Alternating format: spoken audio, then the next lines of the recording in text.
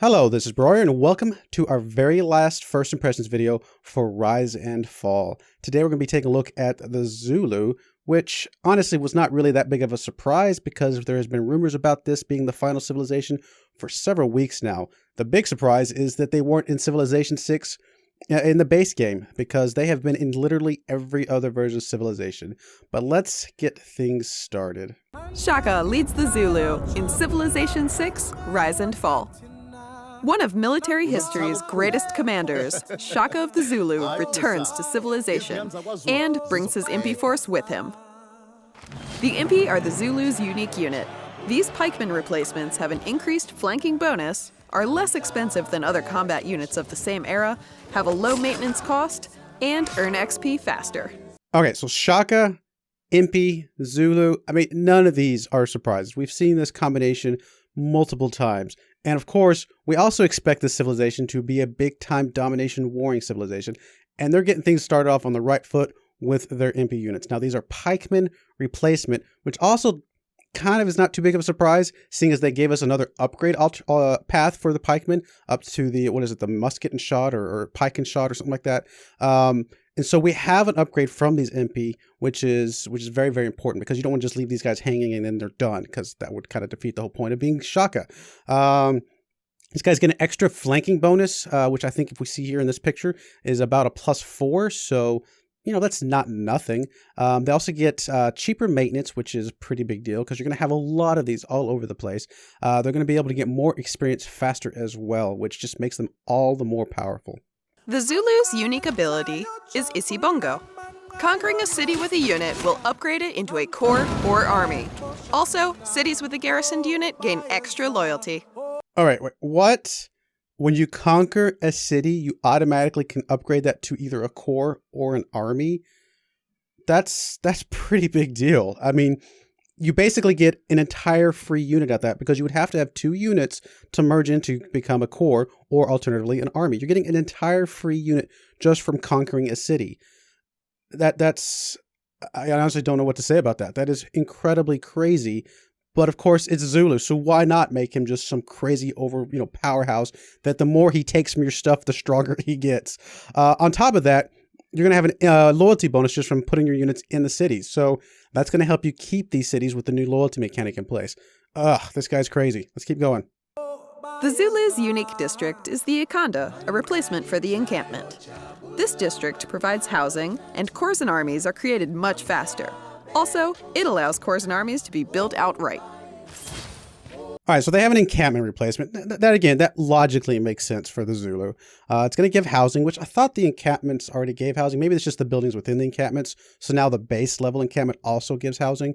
They're also going to be able to build Corps and Armies faster and build them outright. Obviously, you can build Corps and Armies outright later on in the tech tree. So presumably, this is going to allow them to build them sooner without having to get the later building, which I think is the Academy or something like that. Okay, that's kind of cool. It's going to give them more ways to get more corps, more armies, and just ultimately just be more powerful than anybody else on the map. Shaka's leader ability is Amabuto. Corps and Armies unlock sooner and receive additional base combat strength. All right, Amabuto may form corps and armies earlier. So corps come about in the mercenary civic, and armies come about in the nationalism civic, which I think... Don't corps usually come around nationalism? So they're getting everything like, maybe a full era earlier, a era and a half, or something like that.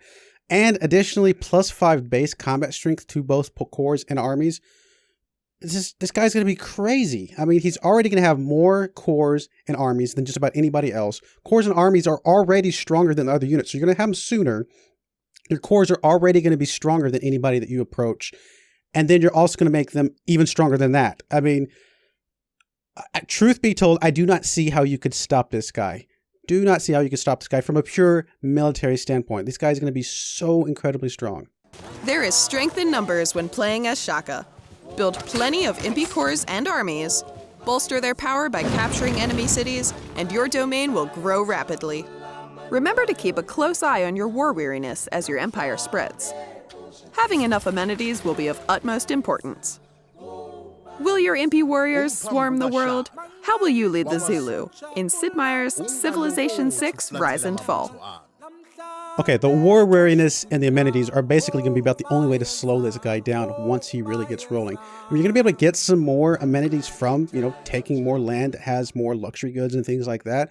But you're obviously going to have to make sure you're building up your entertainment complexes behind you to make sure you can continue to sustain, your wars. You're already going to have a little bit of a built-in loyalty bounce back because you can be able to just station a unit in there to build up the loyalty from newly captured cities. So that part is covered at least. But other than that, there's really there's no way to slow this guy down. Now, all of his bonuses, literally every single bonus he has, is geared completely and utterly towards a domination victory. So, presumably some of these other guys that have good science or good culture, good religion, maybe they can find some way to defend off long enough for them to win some other type of victory. But, this guy's just going to be able to roll over just about anybody else. I mean, it's insane how strong this guy was. I knew he was going to be a strong military domination leader. I think they went a little bit above and beyond what I even expected, especially with the Corps and the Army bonuses. It's incredible. He's going to be a lot of fun to play as, a complete nightmare to play against. Your only bet, your only safe thing you can do with when you see the Zulu is take him out as early as humanly possible, because otherwise he's just going to steamroll you later in the game. I'm really excited to see him. I think it's going to be a lot of fun. Please feel free to let me know what you think about him, what you think about his bonuses and whatnot. If you like this video, please give me some likes, give me some thumbs up. If not, I can understand. Give me some dislikes if you must. I hope not. But yeah, hopefully you join me again this next week. I'm definitely going to be playing some Rise and Fall, putting some videos up and things like that. So please join me. Tell me what you think about those, and we'll go from there. I do appreciate it. Thank you, and goodbye.